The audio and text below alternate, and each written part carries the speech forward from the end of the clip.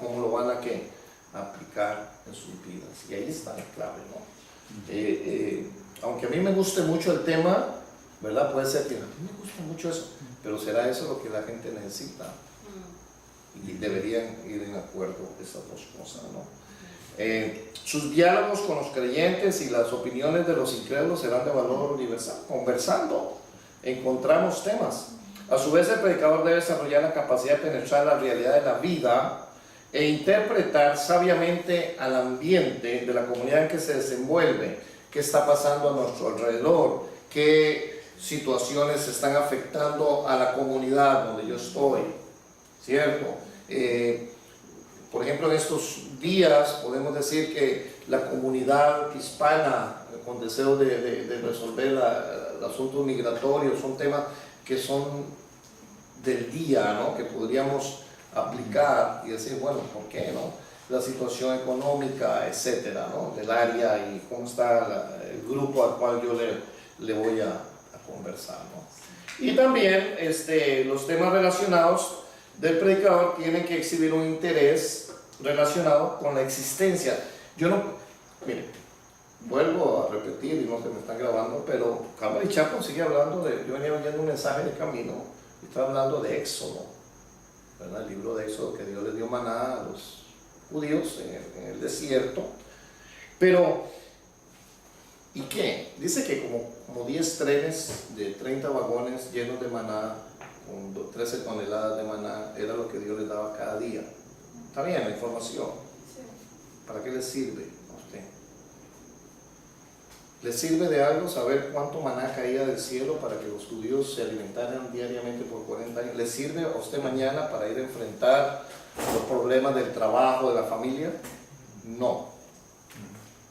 Es informativo, es histórico, ¿no? Pero tenemos que ver los problemas de la vida diaria. Hoy, la actualización. Dice el problema de la muerte, que es algo de todos los días. Y nos afecta, Francis, hermano Carlos, ¿verdad? Con esta situación, perdieron un familiar fuerte, hermano Carlos, un primo. No sabemos esto, cuándo viene y nos va a afectar. Entonces es un tema importante, actual, de la vida diaria. El problema de la inmortalidad, eso es una situación que nosotros necesitamos confrontar.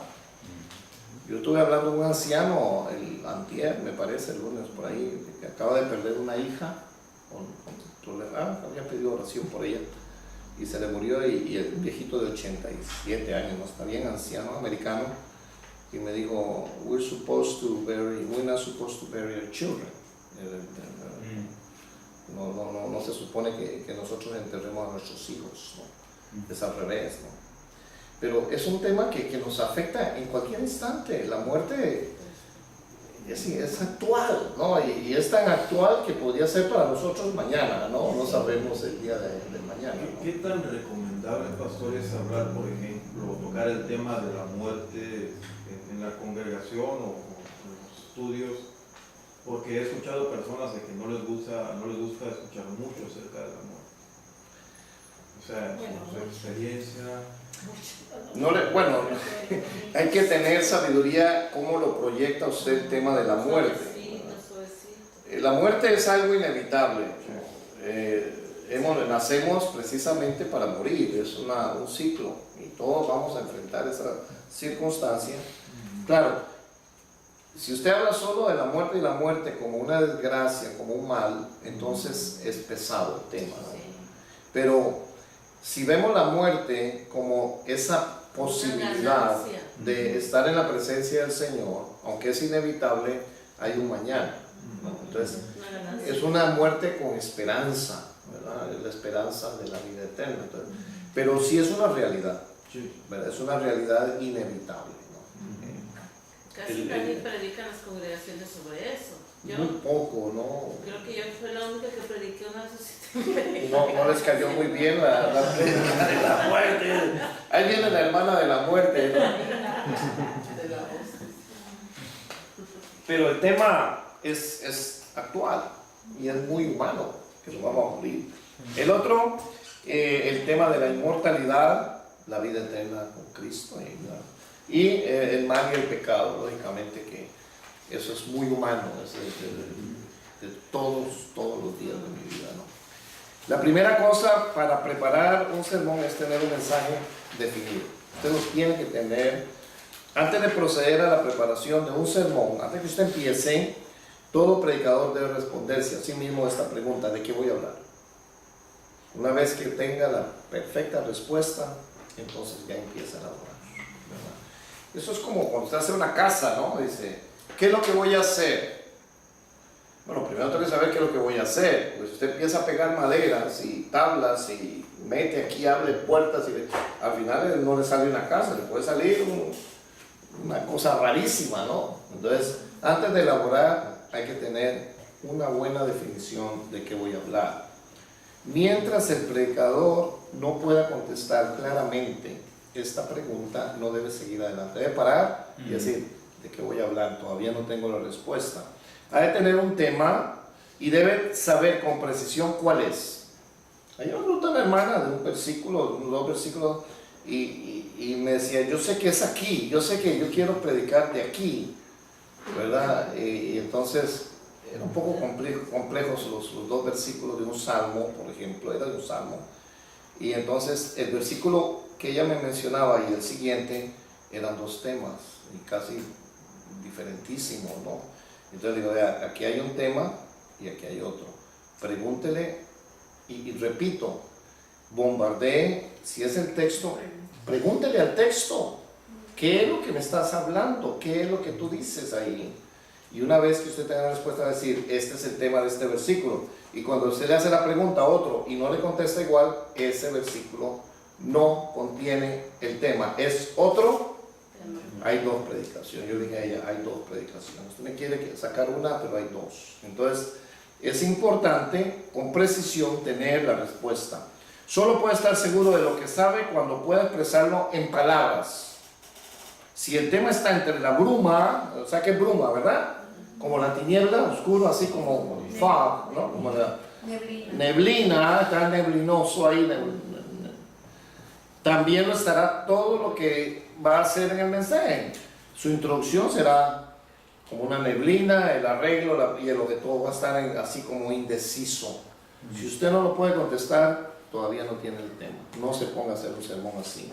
El tema debe ser la expresión exacta del asunto o la respuesta a la pregunta de qué voy a hablar. Nunca debe escoger un tema por ser bonito o porque suena bien una frase y dice, ay, me suena muy lindo, lo oí ahí que alguien predicó de esto, sino que ha de ser, debe expresar claramente el objeto del sermón, ¿okay? Que usted va a dar.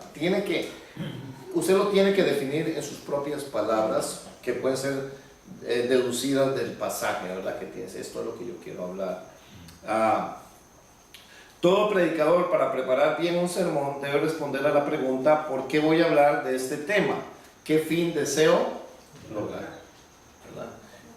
Repito, hágase preguntas. ¿Por qué quiero yo hablar de eso? ¿Qué será? ¿Qué me dio que yo quiero predicar de esto? ¿Es que Dios me impactó en mi corazón eso? Bueno, Dios sabe más que yo. Si yo voy a ir a un grupo y Dios me dice, hábleles de este tema, si yo no conozco, soy invitado, por ejemplo, Dios sí sabe qué es lo que esa gente a la que le voy a hablar necesita oír, ¿cierto? Entonces, si es una revelación de Dios, yo creo que Él sabe más que yo, entonces voy a seguir ese sentir que Dios ha puesto a través de su Espíritu. En toda preparación para el público, las primeras palabras que se escriben deben ser la expresión exacta del tema, o sea, la respuesta a la pregunta, ¿de qué voy? ¿Cómo encontrar el tema? Bueno, un mensaje debe venir como una inspiración especial de Dios y el predicador debe estar pidiendo mensajes a Dios para sus oyentes. Señor, ¿de qué necesito hablar? ¿Qué es lo que tú quieres que yo diga? ¿Verdad? No espere, repito, que se le aparezca un ángel, no, mensajero, y le diga, el Señor dice que tú vas a hablar, ¿verdad? Eso lo puede hacer, yo no estoy, porque hay ángeles y Dios manda mensajeros. pero por ejemplo a los profetas se le aparecía el mensaje por un oráculo, se llamaba, decía palabra de Jehová, la palabra de Dios o palabra de Jehová vino a mí. Esta es la revelación especial, directa de la voz de Dios, y ellos cuando iban a llevar ese mensaje decían el Señor dice, ¿verdad? Bueno, nosotros también usamos esa autoridad, aunque Dios no haya mandado un mensajero angelical, ¿no? Pero sí Dios impacta en nuestro corazón por diferentes maneras. Hoy tal vez Dios ya no usa ángeles, pero sí usa el Espíritu Santo, que es mejor. Él le dijo a sus discípulos, cuando vayáis a dar testimonio a mí, dice, no se preocupen de qué van a hablar, porque el Espíritu mismo os revelará. Y esa es la mejor fuente de que nosotros estamos recibiendo una revelación divina, ¿verdad? Entonces, tranquilos en eso, y si no, a pedirlo más, como dice Spurgeon. Si alguien me dice cómo encontrar un texto bien bueno, pues pídelo. El que pide recibe, dice Jesús. Pero no es esperar que venga siempre como una inspiración profética, sino que él mismo debe afanarse en buscarlos de diversas maneras. Es como una mina, la Biblia es una mina llena de preciosas perlas. Y entonces quizás obedecer a Jesús que dice escudriñar la escritura. Y ahí cuando usted hace escarba, ¿no? Escarba. Dos maneras. Una es que nosotros usualmente tenemos lectura bíblica para la edificación personal, ¿no? Pero también la lectura nos edifica, pero no estamos construyendo nada. Otra manera de escudriñar la escritura es con la intención de escarbar un tesoro, ¿verdad? Es diferente. Y entonces ponemos un pasaje que nos sentimos confortables y decimos, qué lindo pasaje, Dios me está hablando en este pasaje. No lo deje así, escárbelo. Dios a ver está revelando en ese momento en la lectura algo que Dios quiere que usted tenga. Entonces póngase a trabajar en él y forme el sermón y dice, uy, aquí tengo un buen sermón. Nadie me ha invitado a predicar todavía, pero lo pongo aquí en el cofre de los tesoros. Un día de eso, Dios, la verdad, lo va uno guardando, qué sé yo. Es una buena manera de tener tesoros bíblicos ahí guardados. Vean lo que dice Spurgeon. Spurgeon dice, confieso que me siento muchas veces, horas tras horas, pidiéndole a Dios un asunto, un tema, y esperándolo, y que esto es la parte principal de mi estudio, pedir y pedir. He empleado mucho tiempo y trabajo pensando sobre diferentes tópicos, temas, rumiando. ¿Sabe qué es rumiar? ¿Qué es rumiar? Las vacas rumean, ¿no? Tienen y lo vuelve a traer y usted le sigue dando vuelta al asunto. Rumiando, dice Spurgeon, puntos doctrinales, haciendo esqueletos, los bosquejos de sermones y después sepultando todos sus huesos en las catacumbas del olvido. Continuando mi navegación a grandes distancias sobre aguas tempestuosas hasta ver las luces de un faro para poder dirigirme al puerto suspirado. Yo creo que casi todos los sábados formo suficientes esqueletos de sermones para abastecerme por un mes. Si pudiera hacer uso de ellos, pero no me atrevo, ni suelo hacerlo, naturalmente, porque no da lugar a ello el hallazgo de otros. Quiere decir que una buena práctica de un predicador es hacer ¿qué? Sermones, aunque no lo vaya a predicar, hágalos, practiquen, digan. Y vaya y se lo da al pastor y dice, pastor, este sermón me lo dio el Señor, usted lo puede predicar. No, usted no lo predica. Yo espero que al terminar esta clase, y quiero hablar con los pastores de ustedes, que no sé qué tanta oportunidad están teniendo en sus iglesias locales, pero deberían darles una oportunidad, porque el entrenamiento es un buen entrenamiento, porque es como ir al entrenamiento de fútbol y no jugar un partido, está en la banca. Ojalá que Dios les vaya hablando al corazón de ellos y les vaya abriendo un poquito de espacio en el púlpito, aunque fuera en mediados de semana, o cultos familiares o de hogar o algo, para que desarrollen ese tipo de... Este es un ministerio, ¿verdad? ¿Cómo sé yo que puedo predicar? Eso es como hacer clases de natación, ¿verdad? Sí. haga así, respire así, pero hasta que no lo empujen a la alberca, no ha pasado nada. Yo soy un predicador teórico, dice teórico, no, nunca he predicado, pero sé cómo. Y la práctica hace al maestro, y es importante. El predicador puede recibir, dice, de varias formas. Una es reflexionando sobre las necesidades de sus oyentes. Esta nada más la voy a mencionar. Lógicamente que la conversación con los miembros, los hermanos de la iglesia, uno se da cuenta cómo está la situación. También en sus lecturas devocionales de la Biblia, hay algunos de ustedes que pueden accesar las websites, ¿cómo se llama? Los sitios de la internet. Hay buenas organizaciones que le envían a ustedes todos los días, le pueden mandar el pensamiento del día o ¿cómo se llama? ¿Un qué? Un devocional. Por ejemplo, ¿cómo se llama la Biblia? Gateway Bible. Usted puede inscribirse con ellos y ellos le mandan diario a su email, yo creo, me imagino, un devocional del día. Pues, y tal vez en el tiempo de descanso en el trabajo, si trae una tableta, lo puede meditar. Es una meditación. Leyendo sermones de otros predicadores con el cuidado de no ser un plagio. ¿Sabe qué es plagio?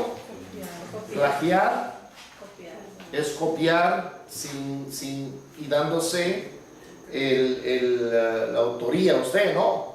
Dice, este sermón está tan bueno, yo lo formé, no. Piratería, bueno, antes se llamaba plagiar, un autor. Y si usted está copiando algo, asegúrese de mencionar, ¿verdad? Para que no se eche flores de lo que no le pertenece, ¿no? Y sí podemos usar algunos sermones, incluso los que me trajeron esta memoria, ahí aparecen todos los de Spurgeon y de David, sobre David, y etc. Usted lo puede usar, no tiene. Ahora, si dice derechos reservados o algo así, ¿verdad? Algunas publicaciones solo con permiso del autor o algo, pues creo que Spurgeon está en la tumba, no sé si nos daría permiso usar sus sermones, pero si es tiene autoría reservada, ¿verdad? Ten cuidado. Pero si es de dominio público, ¿verdad? En un libro, pues usted lo puede usar. Los americanos son muy sabios, en cada vez que usan algo, entre paréntesis al final ponen de dónde lo cogieron, para que no se dé autoría de algo que no es suyo. Si usa la Biblia, le pone autoría Dios es de Dios. También en las visitas, el pastor si habla o visita algún hogar, se da cuenta cómo está la cosa. Y también en la consideración de las cosas que nos rodean, ¿verdad? ¿Qué está pasando en el mundo?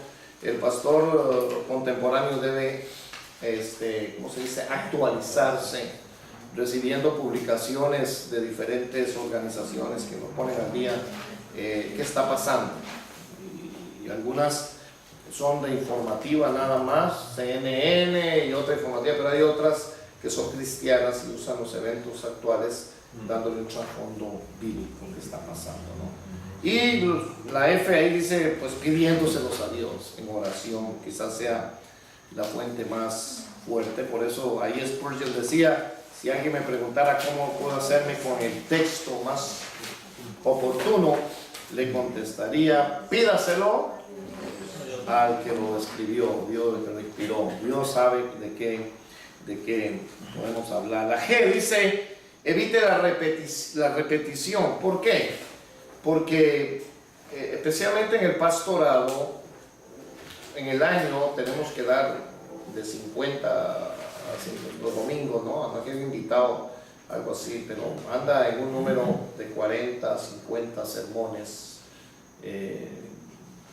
a la misma congregación. Entonces es importante saber en un récord más o menos de lo que ya he hablado durante el año para no ser repetitivo y también para darme cuenta de lo que no he hablado. ¿Okay? Muy importante, porque yo ya hablé este mes, el otro mes, este mes, ¿no? Okay. no he tocado este tema, es algo que la iglesia necesita, ¿no? No sé, por eso dice, evite ¿verdad? A no ser que sea una situación que urge, entonces hay que repetirla. Bueno, ya les hablé del diezmo y siguen robándole a Dios, pues ahí le va otro, ¿no? Y todavía no, pues otro para los ladrones, ¿no? Y le puede poner de título Ali Baba y los 40 ladrones. Es un buen título, ¿no? Y coge como base fundamental el texto de Malaquías 3:10, ¿verdad? Que dice, me habéis robado. ¿Quién me ha robado? Todo el pueblo me ha robado. Da cuidado, se vale. Es bueno cuando se va a hablar de los diezmos y eso de los ladrones, invitar a alguien que traiga el tema, porque así dice, bueno, ¿para qué le se puede? Hermano, yo no sabía que iba a hablar de eso. Sí sabía, ¿no? Debe predicarse sobre temas o textos. En la pregunta, ¿qué se elige primero, el texto o el tema? Bueno, depende. Y no se puede tener una regla, no hay una regla definida de qué se escoge primero, dependiendo qué es lo que viene primero a nuestro corazón o lo que Dios nos revele. Si Dios nos revela un tema, vino el tema primero. Si Dios nos revela un texto en la Sagrada Escritura, si yo me impacto y digo, wow, ese versículo me lo oí en la radio, luego alguien lo vi por ahí, un hermano me lo dijo, abrí el Facebook y alguien me publicó, wow, Dios me está hablando con este texto. ¿Okay? ¿Qué vino primero? El texto. Entonces ya voy a trabajar sobre el texto y entonces el tema me lo va a dar el texto. Es fácil encontrar textos para predicar. Permítame citar otra vez a Spurgeon, quien dice, no es que falten, sino que son ¿qué? Demasiado abundantes. ¿Cuántos versículos tiene la Biblia? ¿Cuántos textos? No sé, alguien sabe esos números, pero miles de miles, ¿no? Dice como un amante de flores. A ustedes les gustan las flores y lo lleven a usted en primavera a un jardín lleno de flores y le dicen, puede llevarse ¿cuántas? Una, solo una flor. No sabría cuál escoger que sería la mejor de todas, ¿no? Wow, ¿cuál flor era? Hay muchas, ¿no? Así me ha pasado, dice Spurgeon, al tratar de buscar un texto para un sermón. Hay tantos buenos textos, yo diría todos. He pasado horas y horas escogiendo un texto entre muchos, lamentando que hubiera tan solo un domingo cada 7 días. Qué lindo, ¿verdad? Lo que está diciendo. Quiere decir que hay una vasta, pero vasta abundancia, es abundante, es vasta la fuente bíblica, que hay demasiado para dar. ¿Okay? Que podríamos, según Spurgeon dice, ojalá fueran todos los días predicar, porque hay tantas buenas flores en el jardín del Señor. ¿Cómo llegar a determinar el texto que se debe escoger, sobre todo cuando no se tiene antes escogido el tema del sermón? Se puede establecer una regla también de Spurgeon. Cuando un pasaje de la Escritura nos da como un cordial abrazo, no debemos buscar más lejos. ¿Qué está diciendo?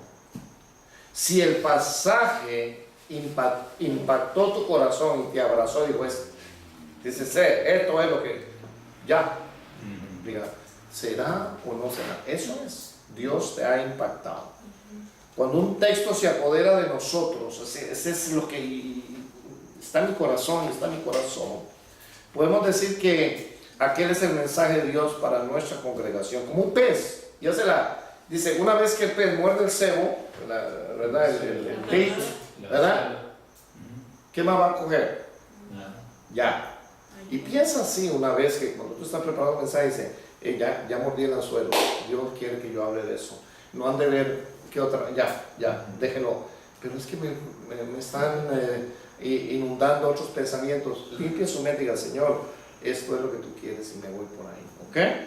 Porque a veces de tanto morder otros anzuelos hacemos un enredo, una ensalada, cosas que no tienen sentido, ¿no? Y es buena la idea de esto, la imagen del pescadito comiéndose muy bien. ¿Cómo se formula el tema? El tema, una vez que está elegido el texto, ya lo escogí, es indispensable concretarlo con un tema, si no se puede de antemano. Es decir, si yo tengo el texto debo definir cuál es el tema. El tema debe estar relacionado directamente con el texto, si no, no tienen que ver el uno con el otro, ¿ok? No escoja un texto que no va con el tema, deséchelo. El tema es el resumen del texto, ¿ok? Y el sermón concentrado en una sola frase. Ha de ser, por tanto, no solamente la esencia del texto, sino el lazo de unión de los diversos pensamientos que entrarán en el sermón. Hay una gran ventaja en poseer un tema para el arreglo del sermón. Se ha dicho que el tema es el sermón condensado y el sermón es el tema desarrollado. Entonces, una vez que usted tiene el tema, ya tiene ahí la perla. Ahora martíllela, dice Spurgeon, y golpela y van a salir un montón de chispas y fuego y un montón de perlas de ahí. El tema fomenta o mantiene la unidad del discurso, y si los argumentos, explicaciones y aplicaciones son adecuados, permanece el tema como nota dominante sobre la mente, de manera que su audiencia, al terminar su mensaje, puede con pocas palabras, con una frase, decir: el pastor predicó hoy de, y en una frase lo puede definir. Si usted, después de escuchar el mensaje, dice: habló de muchas cosas, que me acuerdo solo de lo último que dijo, porque ya al principio como que perdí la atención, fue que el tema no se mantuvo, se divagó. Divagar es andar navegando por aguas inseguras, va y viene y vuelve y sale y termina por allá y vuelve al principio. Debe usted poder concentrar ese tema en pocas palabras. Si alguien pregunta: ¿de qué predicaron el domingo?, usted le puede contestar a esa persona: el tema fue, y usted se lo dice en una frase.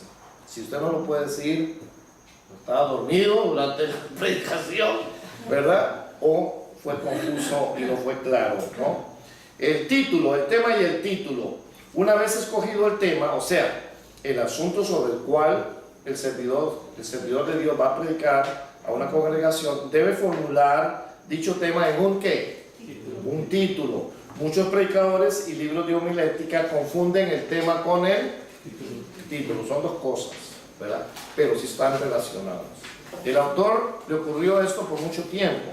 A veces y hasta cierto punto no existe diferencia entre ambas cosas, pero a veces el título no es más que la puerta del tema o el asunto, el cual no puede ser expresado plenamente por el título por dos motivos. Usted no puede en el título expresar todo el tema, porque entonces sería el tema. El título es diferente, porque el título del sermón ha de ser exageradamente breve, y por tal razón no puede a veces contener todos los pensamientos o partes que el predicador desea desarrollar en un tema.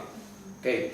Si el tema es Dios perdona al pecador arrepentido, ese es mi tema, Dios perdona al pecador arrepentido, el título no puede ser tan grande, tengo que condensarlo. El título podría ser el perdón de Dios, ¿sí?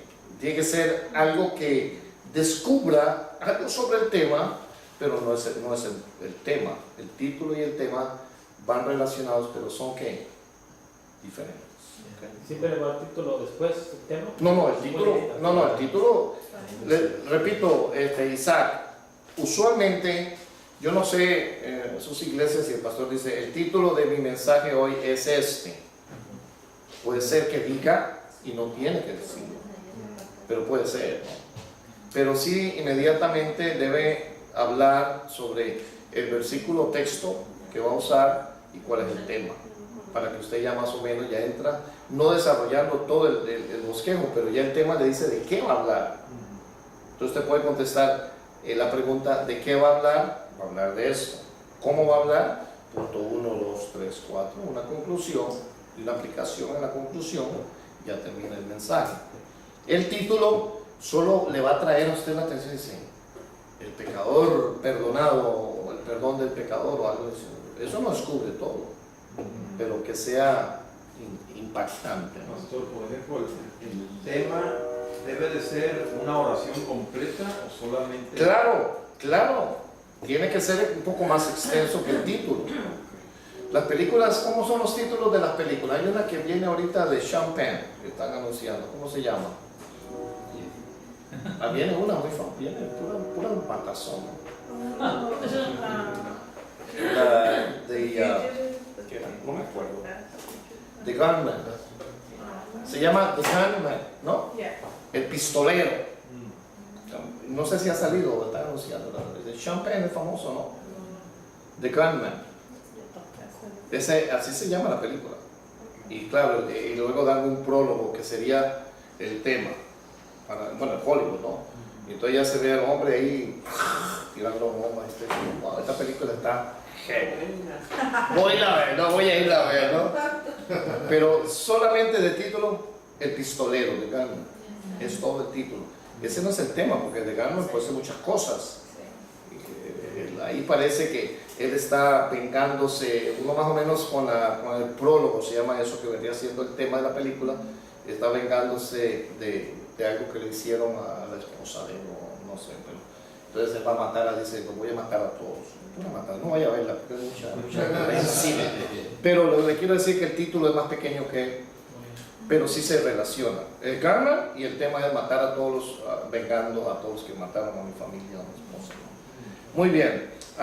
Y lo otro, porque la segunda razón que el título es más pequeño, ¿verdad? Y es una pequeña frase, porque sobre todo en estos tiempos de abundante publicidad, ha de ser el título del sermón especialmente impactante y atractivo para despertar la atención e intrigar a los oyentes, ¿verdad? Entonces, ahí es una parte que usted tiene que trabajar en el título, pero no ofrezca más de lo que no es, no ofrezca sino no. Luego dice, esto pone al predicador en el peligro de formular su tema en un título que se aparte del asunto del cual realmente quiere hablar. Tiene que tener cuidado, tienen que ir de la mano título y tema. En otras palabras, que sirva tan solo de excusa o motivo para llamar la atención y no de verdadera base del mensaje. En tal caso, se expone a que el público, sintiéndose defraudado, pierda confianza en el predicador. Me dijo que iba a hablar de este título, pero el título no tiene que ver nada. Entonces, mucha expectativa y, como dicen, mucho ruido y pocas nueces, ¿no? Dicen por ahí. ¿Se ha oído esa? Mucho ruido y al final dicen no. Y hay películas así, ¿no? Que usted va con una gran expectativa y dice, y pues son fracasos, ¿no? Dice, yo creo, voy a ubicarme un poquito. Yo creo que ningún sermón puede ser diseñado ni predicado mientras esta frase no haya surgido en la mente del predicador con la claridad de una luna llena en una noche despejada.